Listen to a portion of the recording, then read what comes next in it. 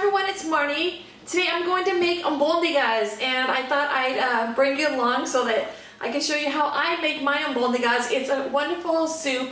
It's actually a meatball soup, and albondigas means meatball soup in Spanish. So I'm going to show you how to make that because I think albondigas is perfect for a really cold winter day or night.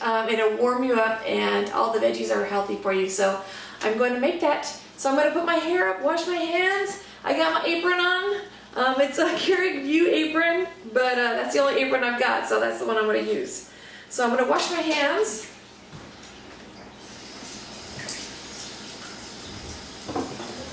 Okay, so here I am with my big, this is a 3-gallon pot. You don't have to have a 3-gallon pot. I make my albondigas. I make a big pot of it because my family loves it and it goes pretty quickly. So you can actually make it smaller. You don't have to use as much meat or veggies, and you can make it with a smaller pot. But like I said, my family loves it, so I do a 3-gallon pot.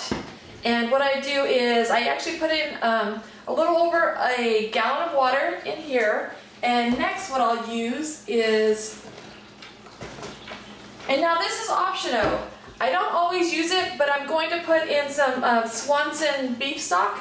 So I'm going to put that in there. And this is, let's see how big this is. This is a 2-pound or 32-ounce canister of beef broth. Like I said, you don't have to do this the way I usually do it. I usually don't, but I'm going to flavor up my albondigas a little bit more this time. Okay, so there's that. And I'm going to have this start to boil because this will take a while. So I'll let that boil, and next I'm going to make my meatballs. Okay, up next is the meatballs. So what I do is I start with about 2 pounds of ground beef. And all I do is marinate it a little bit in a little bit of salt, and I like to use the kosher salt. So I just a little bit in there, and I like to pepper it also because my family likes pepper. So I just put a little bit of pepper in there, just a little bit at the bottom of my palm there, and then I just kind of mix it up. And always make sure you have nice clean hands. Okay, so just a little salt, pepper, just to give it a little flavor. And then I start making my meatballs. And what I do is I just get a little bit of like that, and I'll roll it. And then I just put them aside. And I like little bite-sized meatballs so that you don't have to cut it up. So little bite size are perfect.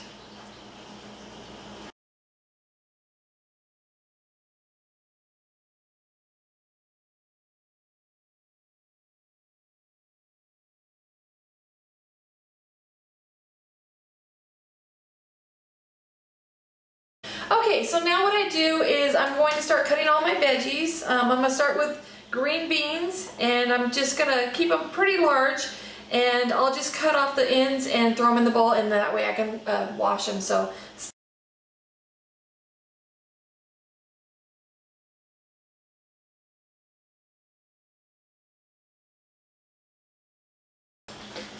okay, so next is my carrots, and I'm just gonna take off this skin.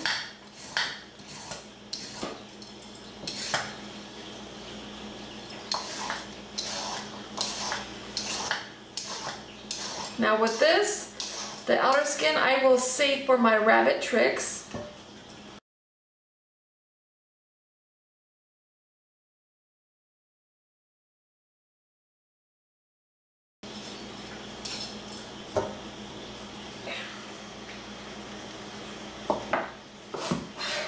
Chop off the ends, and I'll just make them big chunky pieces.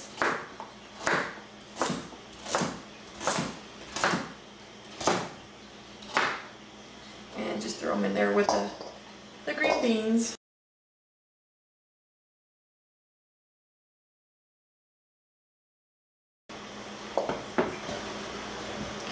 Okay, up next is my zucchini. I love zucchini in soup. It's just one of my favorite things.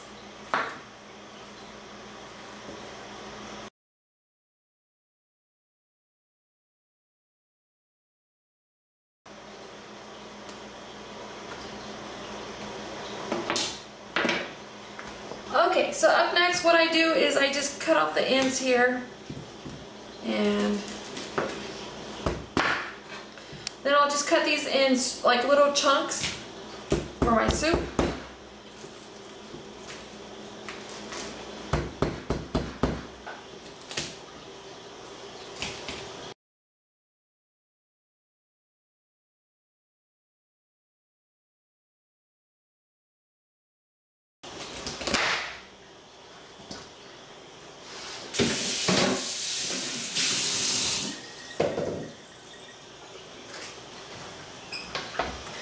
Okay, so next is the cabbage, and I just roughly cut these. I usually cut them in half, and then a half again, so they're quarters, and then once down the middle. So they're actually in eighths. And I do cut off the little end there. So that'll go in just like that.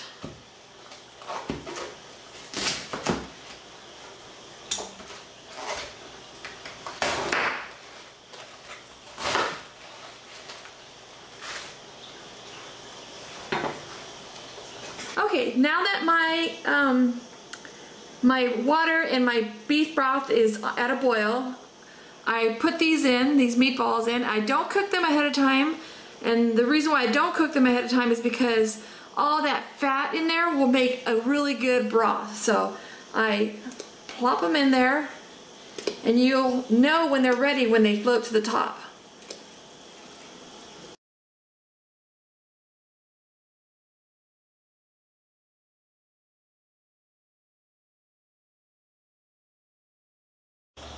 Okay, now normally I put in whole potatoes. See, like that's a good size for a whole potato. I'll throw that in there. But some of them are too big, so I'll cut them in half. So that you still have that chunkiness, but sometimes they're just too big. I do like chunky soup. So there's big chunks. That's small enough to go in whole.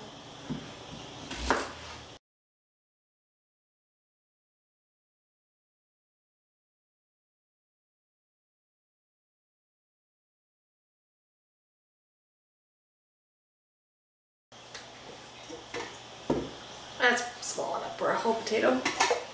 Okay. So this is what all the veggies that I'm putting in here. I've got potatoes, I've got cabbage, I've got corn here, I've got zucchini in there, green beans. They're all at the bottom. There's carrots down in there. I've just got tons and tons of vegetables, and it just makes it so delicious. So there's my veggies that I'm going to be putting in there. Okay. You can see there that now a lot of the meatballs are floating to the top. That means that they are done. I'm going to pull those out, set them aside, and I'm going to throw in my veggies. Okay, there is my meatballs, and as you can see, they keep their shape very well.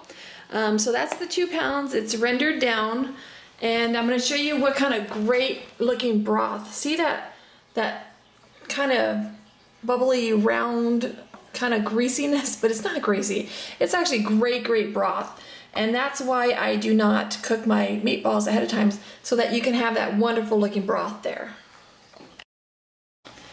Okay, so now what I'm going to do, so I'm going to turn my heat up, and it's going to start boiling again.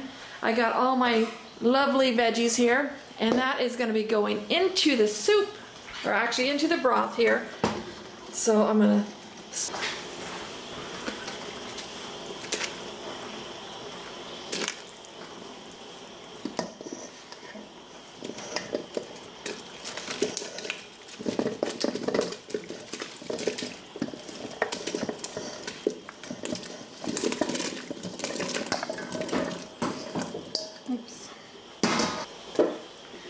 So there it is. There's all the lovely vegetables that are going in. They're going to cook down. I'm going to throw in an onion that I forgot to cut up, so I'm going to do that now. Okay, I kind of screwed up and I forgot to put my onion in there, so I'm going to add my onion, cut it up. Just a rough chop.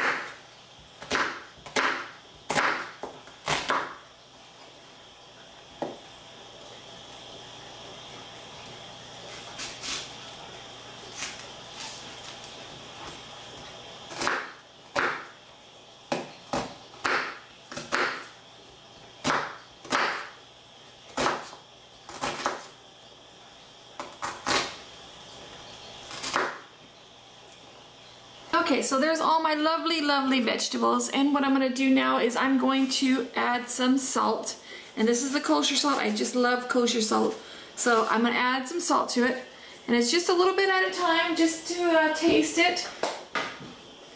I love wooden spoons. I use wooden spoons all the time. So here I am. I'm going to make sure that all that salt got into there and mix it up. And I'm going to use a smaller spoon and I'm going to taste it, make sure there's enough salt.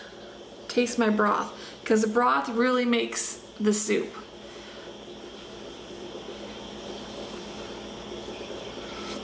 It needs more salt. So I'm going to add more salt. And make sure you put a little bit at a time, test it out, because you can always add salt, but you cannot take it out. So I'm going to stir that around again.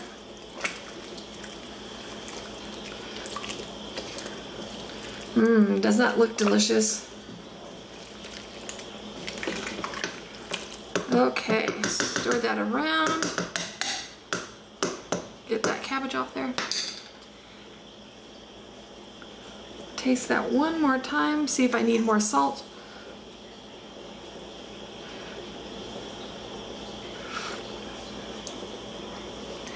Yep, more salt. Now it looks like I'm putting a lot of salt, but keep in mind, this is a 3-gallon container of soup. So there's a lot of soup in here, a lot of water, so you do need a lot more salt.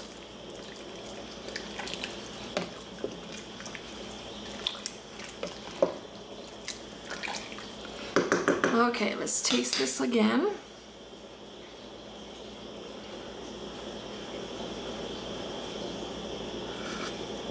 That's perfect. Okay, so now what I'm making is I'm going to make some white rice, and I have my rice cooker. You don't have to use a rice cooker. That's just something we like. So what I do is I do not rinse my rice because it makes it a stickier rice, and it's perfect for our soup. If you want it less sticky, you should rinse your rice. So I'm going to put a cup. This is taking forever, so I'm just going to put a cup in here. Okay. And with our rice cooker, it's 1 cup of rice to 2 cups of water. So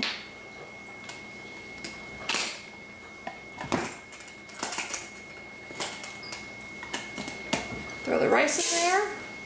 I'm going to get my 2 cups of water.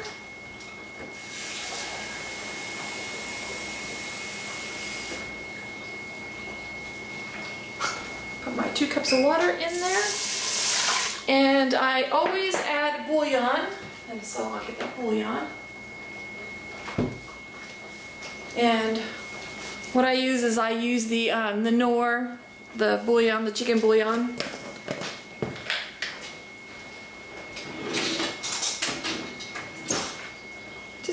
Just like a teaspoon or so, just to give it flavor. So there's that. And then I do butter.